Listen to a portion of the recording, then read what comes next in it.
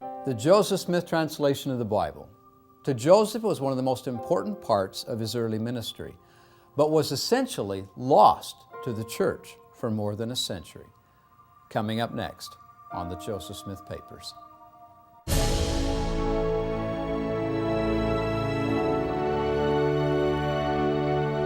KJAZ Television, in cooperation with the Church History Department of the Church of Jesus Christ of Latter-day Saints, presents this weekly series highlighting the research of scholars and historians as they prepare for the publication of the Joseph Smith Papers. And now your host, Glenn Rawson. Joseph Smith finished the publication of the Book of Mormon in March of 1830. Then within 3 months, he began a new translation of the Bible of the King James Version. It was time for that which had been lost to the ages to be restored again. He worked on that until July of 1833. And then for the rest of his life, Joseph worked to bring the new translation to publication. It never happened. After Joseph was killed, Emma retained possession of the manuscript. And when the Latter-day Saints came west, that manuscript eventually came into the possession of the reorganized Church of Jesus Christ of Latter-day Saints, known today as the Community of Christ. For more than 100 years, few Latter-day Saints saw that manuscript or even had interest in it, until a young BYU professor named Robert J. Matthews became fascinated with it. I began to feel a great amount of interest and curiosity about this, and I would talk to people in the ward. And I was growing up in Evanston, Wyoming, and I was just graduated from high school, scheduled to come to BYU soon, and no one seemed to know anything about it. And so when I got to BYU, I talked to various professors, and they all knew that Joseph Smith had made a translation of the Bible, but no one knew very much about it. They didn't know how he did it. They didn't know how we got a printed copy of it. They didn't know whether or not the reorganized church had changed it. There were suspicions, there were doubts. And so I finally decided through the years that if I was ever going to know just how accurate this printed edition was, I would have to see the original manuscripts. So I wrote a letter to the reorganized church that had the original manuscripts in Independence, Missouri. Now, I didn't do this when I was 17. The years were passing.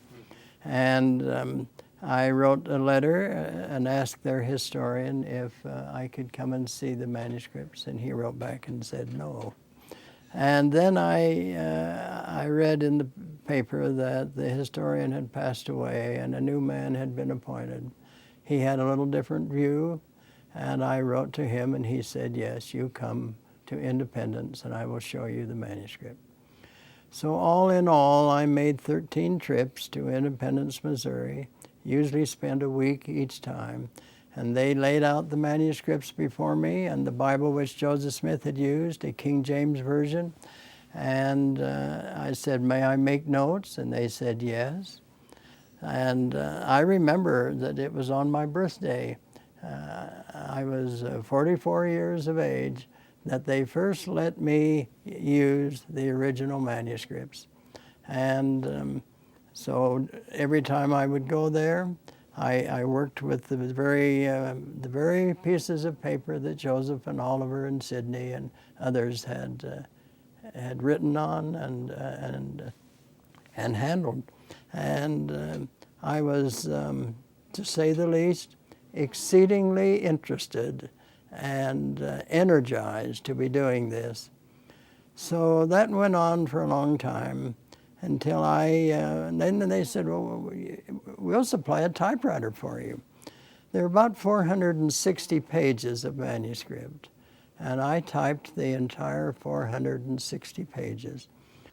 Dr. Matthews also took the time to copy all of the notations that Joseph had made in the Finney edition of the King James Version of the Bible that he used during the translation process. So he now had a typescript of the manuscript and copies of the notations in the Bible. So the question now automatically becomes, How did Joseph and his scribes mechanically do this process of translation? Now, what happened was they started with Genesis. And the first 24 chapters of Genesis were written in full, even some chapters in which he made no changes. And for that, there are no markings in the Bible. The Lord indicated for them to go to the New Testament. So they did Matthew, Mark, Luke, and the first 6 chapters of John were all written out in longhand, for which there are no markings in the Bible. Then they developed a quicker system. The Lord had indicated in the Doctrine and Covenants, you ought to go a little faster. And so they developed a quicker system, and that is they would mark in the Bible passages that needed to be revised, and then they would only write on the paper the actual words of the revision or the correction. That way it took the Bible and its markings and the notations on the piece of paper to match them together. And so that's how they went through the Bible. You may remember from an earlier episode with Royal Skousen when we talked about the translation of the Book of Mormon. He told us that Joseph had used the Urim and Thummim and the seer stone as translating tools to assist him in that work. Well, when Joseph came to the translation of the Bible, he used neither of those. One time Orson Pratt asked Joseph Smith, how is it that you used the Urim and Thummim when you translated the Book of Mormon, but you did not use it when you translated the Bible? According to Orson, the prophet responded, when I was a beginner, I needed the Urim and Thummim. But during the translation of the Book of Mormon, I became so well acquainted with the spirit of revelation that when I translated the Bible, I did not need the Urim and Thummim. When Joseph Smith tells the story of the baptism, that John the Baptist came and ordained them, and they baptized each other, Joseph and Oliver. And then he says, and this is pretty close to an exact quote, he said, the Holy Ghost fell upon us, our minds being now enlightened by the Holy Ghost. We began to have the Scriptures open to us, and the meaning of their more mysterious passages made clear in a way that we never had been able to attain to previously. Well, you see, since after they had that experience, they could look at the Bible, and by revelation came the words in the JST. Do we have any insight as to why he skipped from Genesis 24 up to Matthew 1? Does the Lord reveal why he was told to go there? The Lord suggests, it's in Doctrine and Covenants, section 45, verse 60, where they had up to that time been working in Genesis. And then the Lord said to the prophet, and now you will not be, I'm not going to reveal any more to you concerning this subject until the New Testament be translated. For in it you will learn all these things. Wherefore I now give unto you to translate the New Testament. That was done on the 7th of March, 1831, and then they began the New Testament the next day. I know that he started with Genesis, but that was to give the prophet a statement, a clear statement about the creation, about the fall of Adam, and about Enoch and his city and his economic order. They no sooner got that done, and a little bit about Abraham, than the Lord said, no, forget that, or don't forget it, but leave that and go and do the New Testament, because there's things in there you need to know. As hoped and expected, Dr. Matthews learned some wonderful things about the Joseph Smith translation by studying the manuscript. But there were some things that he learned that were unexpected and wonderful surprises. I learned very quickly to note the different style of scribes. It was not always, it didn't always say who the scribe was, sometimes. But you could tell when there was a change of scribes by the change in the quality of the handwriting, and particularly the spelling. One of the original things was, and quite striking, is that all of these scribes, Sidney Rigdon, John Whitmer, Oliver Cowdery, Frederick G. Williams, they had their own style of spelling. People were not as particular in that day as we are now. And they would misspell words that were right before them in the Bible. Resurrection, until, water. Sidney Rigdon always spelled water, W-A-T-T-E-R. And even though the Bible has it there in front there, but they were original. One of the other very interesting things that, of course, this was all done with a quill pen. Also, quill pens occasionally drop ink, which you didn't intend. So here on the sheet of paper was an occasional blot of ink. Well, when I was going over these little spots of ink, I discovered fingerprints there, you know. Now that gives you a feeling of closeness. Oh, really? When you're handling a piece of paper, you know that Joseph Smith and Oliver Cowdery and Sidney Rigdon had handled. And you begin to get so you recognize their handwriting and are charmed by their spelling. And then you see a blot of ink and you look at it and you can see all the little lines and swirls of a fingerprint. That gives you a feeling of being there. There is no substitute for looking at original documents. Was the Joseph Smith translation then a completed work? Well, technically, yes, it was. Early church records indicate that as of July 1833, Joseph had finished the translation. But you'll recall, just as Joseph did with the Book of Mormon, he continued to work on the Book of Mormon text up into the Nauvoo period. He did the same thing with the JST, preparing it for publication.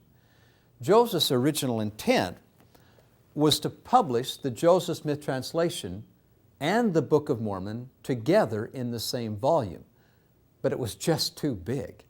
The prophet began to translate the Bible in June of 1830, and he finished the first trip through in July 1833, so essentially 3 years.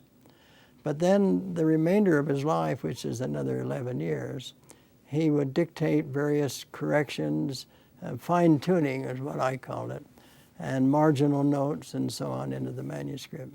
There are numerous statements in the history of the church where there'd be a statement like this. Joseph Smith is very busy these days preparing the manuscript of the Bible for publication. And so if you have something that can be taken up by a member of the 12 or something, we need to leave Joseph Smith free to do the work that only he can do. Another thing I discovered about the manuscript that I had not known was that there was an initial draft, and then there was a polished or edited draft. And so as the prophet would dictate and the scribe would write, and they didn't take time to punctuate or divide into verses or to chapters or anything. As the words of inspiration came through the prophet, they were written on paper. That's the initial draft. Then later, they would rewrite that, and down the left side would indicate verse numbers and punctuate, and capitalize, and various things. So there was the initial draft and the polished draft. In the History of the Church, Volume 1, page 238, he refers to his work with the Bible as a branch of my calling. In other words, he regarded his work with the Bible as a branch of what he was to do as a prophet. In section 42 of the Doctrine and Covenants, the Lord is talking about the manuscript of the JST, and he says it'll be preserved in safety. He said, don't teach it now. But he says, the day will come when you will teach it when it is received in full. And we don't have it in full yet. And it's in section 35, it's where Sidney Rigdon is called as a scribe. And verse 20, he says, Sidney, you will write for him, and the scriptures shall be given as they are in mine own bosom, to the salvation of mine elect. Now there's the Lord saying, Sidney, you're going to write for the prophet as he translates and dictates the scriptures, and they'll be just like the Lord feels them in his own bosom. Well, that's good, and we have that. Most of the New Testament was written by Sidney as Joseph dictated. Another of the great discoveries that Dr. Matthews made during his work was the interconnectedness of the Joseph Smith translation and the Doctrine and Covenants. I had heard people say from time to time, well, it's very obvious that Joseph Smith just copied out of the Doctrine and Covenants. There are numerous places where the manuscript of the JST indicates that this particular concept was revealed to him while translating the Bible earlier than it was restated in the Doctrine and Covenants. A major case in point is the age for baptism being 8 years old. The Book of Mormon is very clear that children are not to be baptized, but it does not state the age of accountability.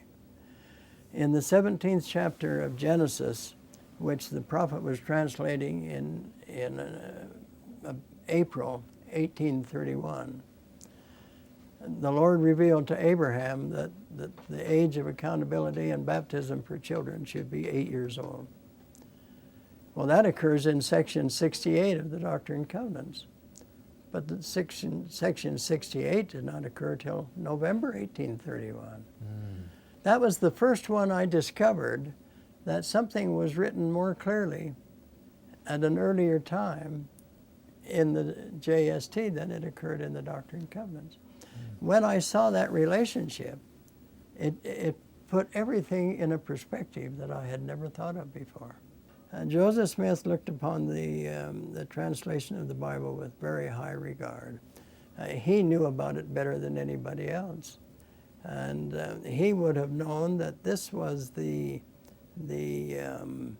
work with the Bible was the initial introduction in many cases on the great doctrines of the Restoration. The Bible has almost nothing about Melchizedek.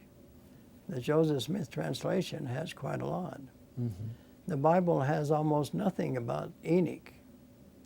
I counted up the words in the Old Testament about Enoch.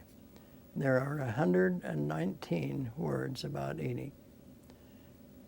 In the Joseph Smith translation, there are 5,240 words about Enoch. So, Enoch is a big man in our theology and doctrine. The city of Enoch, the Bible never mentions that Enoch had a city, nor does it mention that the city was translated, nor does it mention that they had an economic program among themselves, and that there were no poor among them. All of that comes from Joseph Smith translation. It's immediately after that the Lord says to the church, now get out of New York and go to Ohio, and there I will give you the economic law, which we call the United Order or the Law of Consecration. Enoch had that law, and they lived it successfully. And that's sort of an introduction or a backdrop. That's opening the door to about the next 20 sections of the Doctrine and Covenants dealing with the economic order of the church. Mm-hmm. You see the connection there is extremely important. It was from Enoch that we learn much about the atonement of Christ and Enoch's testimony of Christ and spirits in prison, and that's all in this revelation about Enoch. It was from the JST that we get the vision of the degrees of glory. Mm-hmm. John 5. See what a connection that is. That's about as doctrinal a contribution as you could ask for. I would hope we've made a major relationship today of the connection between the prophet's work with the Bible and the Doctrine and Covenants. Oh, yeah. To me, that is really a more significant point than the relationship between Joseph Smith's translation and any other Bible. I like to compare it with other Bibles because he's so much clearer. Yeah. But the real force and thrust of what happened was the Doctrine and Covenants. Because you see, if the important thing was to have a better Bible, then we've dropped the ball. But if the real contribution was the revelations that are in the Doctrine and Covenants, then we're right on target. Now, as we mentioned earlier, there were suspicions that the RLDS Church had changed the manuscript, causing Latter-day Saints out here in the West to be suspicious of the accuracy of the Joseph Smith translation as they published it. Dr. Matthews, in his research, discovered the basis for those suspicions, which it turns out were entirely unfounded. When the Reorganized Church published the JST in 1869, they naturally quoted and published from the more finished, polished draft. And so we didn't know that out here. Then when the Reorganized Church publishes their Bible, and it is a little different, they say, well, you fellows changed it. I see. What we didn't know is, no, Joseph Smith had changed it. That was my question. But this polished draft was polished Yes. by Joseph. In Nauvoo. Okay. And we didn't have access to the manuscripts, you see, so we didn't know that. There was a time when relations between the RLDS Church and the Latter-day Saints were strained. For that reason, the Reorganized Church of Jesus Christ of Latter-day Saints, who refer to the Joseph Smith translation as the inspired version, well, they guarded those manuscripts very carefully. But with the work of Robert Matthews and others, not only did it bring the JST to light, but it also helped to smooth relations between the two churches. I was the first Latter-day Saint that really saw those manuscripts for about 100 years. President John Taylor in 1878 sent Elder Orson Pratt, who was an elderly member of the 12, and Elder Joseph F. Smith, who was a younger member of the 12, had sent them to the headquarters of the Reorganized Church with the particular request that they look at the manuscript of the Joseph Smith translation, but they wouldn't let them see it. So they did not get to see it. With all the work then that's been done to bring forth the Joseph Smith translation for our use, people are finally starting to recognize its worth and to use it. I think in many people's minds, the JST still is a little suspect, or at least not very important. I find so many people feel that way. They say, oh yeah, we got them in those footnotes, but we don't really use it. The church doesn't accept it and so on. The point I want to make is the same men and many of the same places that are mentioned in like the Harmony, Pennsylvania, that's a Book of Mormon place. I mean, that's where part of the Book of Mormon is translated. Oliver Cowdery, Joseph Smith, they're the first translators, the first people who worked on the JST. Well, what you're saying is that we reverence the Book of Mormon, the people and places where it came forth and who brought it forth, but so it doesn't make any sense not to provide the same reverence and respect for the JST. Yeah. It was the same people, same places, same time. Yeah. The early sections of the Doctrine and Covenants deal with the coming forth and the translation and the publication of the Book of Mormon. The later sections of the Doctrine and Covenants deal with the translation and proposed publication of the JST. Mm-hmm. And I don't know whether people pick that up or not, but it's there. It's right there in the Doctrine and Covenant. Mm-hmm. There are more people today that are familiar with what the JST is than there used to be. It's not as heavily used as I think it ought to be. I have sometimes sat in Sunday school classes or other classes and heard people quote from passages of the Bible from the King James that are obscure or vague, and they've misinterpreted them, where if they had just looked at the footnotes, they would have had a better explanation. The text of the Joseph Smith translation especially expanded our understanding of Jesus' role. There's information about the Savior, His ministry, and His doctrine that's contained in the JST that we just can't get anywhere else. I often hear it said, we don't know anything about Jesus from the time he was just little until he began his ministry when he was baptized, except that trip to the temple when he was 12. That's not quite true, because from this third chapter of Matthew in the JST, we find that he was a very wise, obedient, and precocious child, more than we had ever supposed. Neither could he be taught, for he had the Spirit, it says, without measure, and that no man could teach him. Jesus was just filled with light. He was filled with the Spirit. And the JST says that. Another thing that I notice, I've sometimes thought the JST gives a greater portrayal of Jesus. For instance, the color of his garment that he wore at the time of his trial was really purple, not red. And you say, well, what difference does that make? It must have made some difference, because Joseph Smith was very particular to say it was not red, it was purple. That's a royal color. Mm-hmm. Another item that I've thought is frequently when a certain circumstance was taking place, something was developing with Jesus and the 12 and the surrounding people, something would be said, and it says, and when Jesus understood it, he said. That kind of has a little delay in his mind, when Jesus understood it. In the JST, it doesn't say when Jesus understood it. It says, and Jesus understood what they were thinking, even before they said it, mm-hmm. and made certain comments.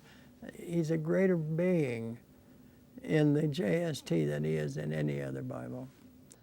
The community of Christ has generously given Latter-day Saint scholars access to the Joseph Smith translation manuscripts. That's broadened their understanding of Joseph's work and of his ministry and intent. Those manuscripts have given us a perspective on the restored gospel that we just couldn't have from anywhere else. Now, next week, when we come back, an even closer look at the JST and more questions answered about it. First question to ask about the Joseph Smith translation is, what is it? I'm Glenn Rawson. Thanks for joining us. See you next week.